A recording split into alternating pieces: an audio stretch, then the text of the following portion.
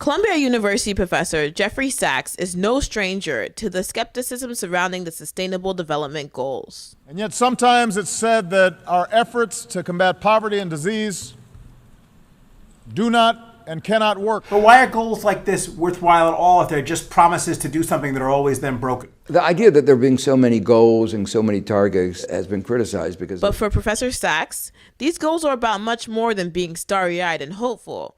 He believes with a grassroots approach, creativity, and maybe a bit of technology, all girls and boys can obtain a free, quality primary and secondary school education by 2030.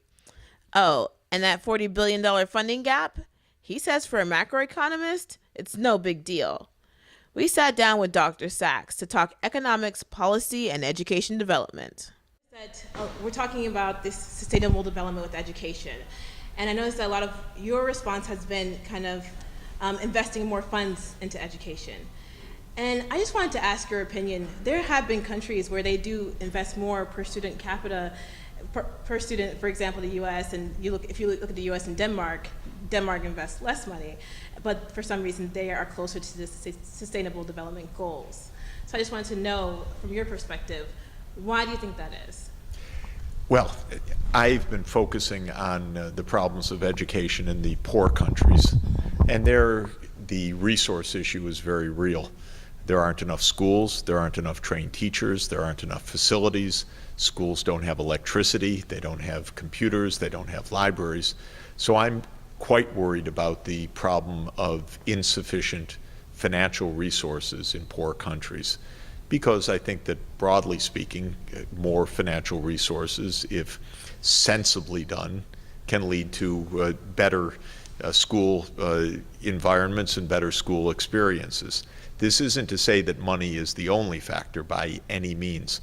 And we know, for instance, a basic point that a child's well-being and education depends not only on the school, but on the family, on the community, on the environmental risks, on the disruptions in violence or conflict or natural hazards or other problems in nutrition and so on.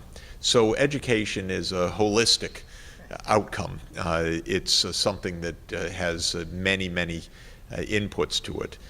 And that's why when I was advising the UN on the Millennium Development Goals, I always advised on the holistic nature of these challenges. And now with the Sustainable Development Goals, while I do say that SDG 4 on education is absolutely up there as perhaps the most important of all because it's about our children's future, it's also true that success in SDG 4 depends on SDG 13, stopping human-induced climate change, on SDG 2, ensuring adequate nutrition, on SDG 3, certainly on access to health care, on SDG 6, on safe drinking water, when kids are sick, when they're not at school because they don't have safe water and sanitation.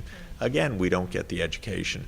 So yes, holistic, but for poor people, let's help. More resources. I believe we need a global fund for education, the same way that I advocated a global fund for AIDS, TB, and malaria 15 years ago. The time has come to help poor countries with the financial resources that they need to meet their education needs and goals. And what would be the estimate for this global fund to be able to meet the Sustainable Development Goals in education specifically? What would be the estimate for the economic amount that they need to raise? You know, SDG 4 has a bold agenda. Every child should complete at least secondary education. And that is a kind of norm, not even fully achieved in the United States, but it's a standard for high-income countries, but for low-income countries it's seen to be impossible. But here we have that goal not just as nice thing to do, but as a goal for the year 2030. In other words, we have 14 years to bring this to bear. And I'm saying if you really want to do that, you better think very hard, scaling up teacher training, scaling up facilities, scaling up the financing so that girls aren't told, sorry, we don't have funds for you. You just have to leave school at sixth year, which is true in many, many places around the world. So I'm calling on governments, make a plan, show what the financing needs are, show what your own national budget can do, assuming you do your job of collecting the taxes that are owed and you're raising the revenues that you can and you're allocating a good, robust share to education. But then there will be a gap. My estimate, it's actually the estimate of UNESCO most recently, is about $40 billion a year financing gap. That's, for a macroeconomist, not so much money. You know, for the whole world, for a macroeconomist, $40 billion is less than 0.1% of the income of the rich countries. I say, come on, get on it. It's about maybe 20 days of Pentagon spending. Are you kidding? We can't do it? I know billionaires that could do it basically on their own, and if not by themselves, small group of them. So I think that really the time has come to say we're really going to close this financing gap. Of course, if you're a poor country or the government of a poor country, it's not money that's coming in an envelope and without strings attached. You have to do your part to any government. You have to show you're trying hard. You have to show you're mobilizing domestic resources. But when that is done, then the wealthy countries need to say, okay, we're partnering with you so that you can achieve SDG 4. What are some policy gaps that you've seen as far as countries that do get funding and they try to implement these reforms to education? Have there been patterns in policy gaps as far as implementing reforms that you've noticed with the economic development? I think that there are, of course, tremendous gaps. Since these countries never expected to provide universal education, there are whole regions in these countries where there are no teachers or very few teachers, or where the teachers have minimal training or really aren't qualified for the subject. There are huge problems in many, many countries with language, even what language to teach. In the lower grades, generally, we think that should be the language of the home. And because then the parents and the child and the teacher are sharing a common language. That's quite tough in places where there are 5 or 6 or 7 languages, where ethnic groups are mixed together. This is an unsolved problem. I think it's one actually where technology can help also, because the screen and the resources can come in many languages, and I think it's a great project to actually help train people to prepare those materials in local language that have never been prepared before. So language is one issue.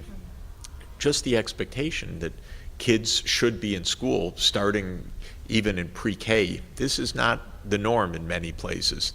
And sometimes kids show up to primary school starting at age 6 or 7 or 8. It's really without the clear timeline. And I think that that's a big disadvantage for those kids. You find out that at grade 3 or grade 5, they're incredible span of ages often. A lot of these kids are coming from very complicated family situations. Maybe the father is off being a migrant worker someplace, desperately poor. The mother, the grandmother are raising the kids. They're not literate, perhaps. The kids don't have a home environment in which they can study, or which the parents have, or the mother has an idea of what the children are doing. We need to be creative of how to reach such kids. One of the things that I believe in the health area has been very helpful is community health workers who are outreach to the community. We've started in our work in Africa to have community education workers. They're not the teachers, but they are the link between the household and the school. Why isn't your child going to school? Don't you think it's a good idea? Can we help solve the problems? Oh, they don't have something to wear, or you can't buy the uniform, or you have a misunderstanding, or you can't get an entry to the school. Many social issues where the parents are not equipped in their experience, in their sense of authority. Maybe the mother feels completely disempowered to help. So I think that this is another area of outreach.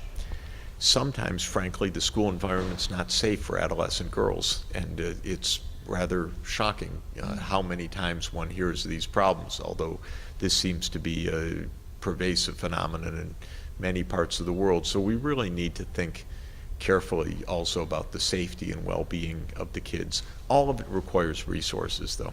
None of it's for free, and that's why I start with the money. People think that I believe you just throw money at a problem. No, but I believe if you don't have the money in your pocket, it's going to be really hard to solve that problem. And just following up on that money issue, how do you convince me I'm a billionaire and I can fill that tax gap? How do you convince me not to hide my money in Panama and to give that money to education? Easy, billionaire, come on. You cannot spend that money in your whole lifetime. Nobody can spend $1 billion on themselves. Here's your chance. Here's your chance to really improve the world. Here's your chance to do something wonderful. Here's a chance that you're going to find meaning. Your children are going to find meaning. It's one of the best. What could you do with your money otherwise? Do you really need an extra 20 meters on your yacht? I don't think so. Of course, I've never had a yacht, so I can't be sure. But I suspect that if you put your money into education, you'll find it unbelievably meaningful. Your children will absolutely adore you for what you're doing, because they'll see that all that hard work, all the smarts to make that money, now the money's being used for really the great human purpose. And of course, I always refer to Andrew Carnegie, who was one of America's greatest moneymakers in history, one of the wealthiest people of the 19th century.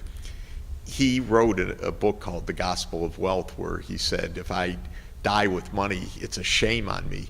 He said, I just happen to be really good at making money, but I can't consider it my money. I have to consider it the community's resources. So I'm going to give away my wealth before I die, and I'm going to actually help manage it. He said, I'm a great manager, so I'm going to establish the Carnegie Endowment. I'm going to establish Carnegie Libraries. I'm going to establish Carnegie Research Centers. And he did that, and universities and so on. He made phenomenal contributions.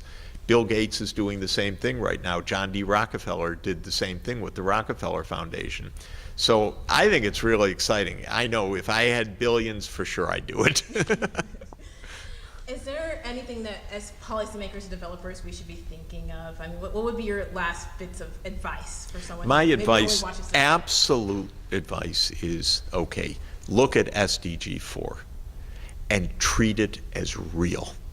In other words, universal quality secondary completion for all kids in 14 years. And your first impulse, if you're a serious policymaker, is, are you kidding? Because if you're serious, you'd say, that is hard. Who thought of that? Some crazy diplomats? But then your second impulse should be, that's really interesting. When ever before did we have such a bold goal on education? I kind of like that. 14 years, ooh, that's a short period of time. But you know, we could really do that. Let's think about that. Okay, 14 years, I got some great ideas. How are we going to accelerate teacher training? How are we going to use the internet so that we can really train teachers? They could look on their phones. Yeah, they do have phones right now, and they have smartphones, so we could do training in that way. Why don't we connect the classrooms together by broadband video? Maybe these 10 classrooms, there are no teachers for math, but this one, there's a great teacher. Let her do the teaching, and the other 10, there could be assistant student teachers watching, but one great teacher, maybe in the capital, because that's where she happens to live. But now with good Skype or Google Hangout or other kind of video with broadband, we could have classrooms everywhere. Oh, that's a problem. We don't have good broadband. Well, I'm going to call the CEO of the telecoms. Come on, get out there. What do we need to do? Let's get that broadband at least in the schools. So I think if you take the goal seriously, take the timeline seriously, It's really interesting. And if you're a policymaker in education, this is a challenge for you. It's an affront. Come on, 14 years, let's get it going. And I can tell you, I'm an economist. That means I'm an amateur in health or education and other areas. But really creative experts can do miracles. And 15 years ago, when I was given the assignment of the Millennium Development Goals, massive scale up of AIDS and malaria, I went to the experts. I said, come on, what do you do? They said, oh, there really are solutions. I said, well, let's get them scaled up. You think we really could? We got out about 1 billion anti-malaria bed nets distributed across Africa in just a few years. Malaria deaths came down hugely. All of a sudden, they were thinking at big scale. 15 million people that were otherwise going to die of AIDS now on antiretroviral treatments, up from essentially 0 15 years ago. So this time and scale challenge, I think, is the really great fun challenge for an educator. Great, make a wonderful school, that's terrific. But how about make a wonderful country of schools and figure out how to do that in a short period of time and come back to us economists and say, I can do it, but here's the bill, because I'll help you raise the funds for that. You got to tell me how the education can work, how we can link in the technology, but I'll help you find the money. Thank you so much, Dr. Sachs. Good. It's a pleasure. Yeah, good. Thank you.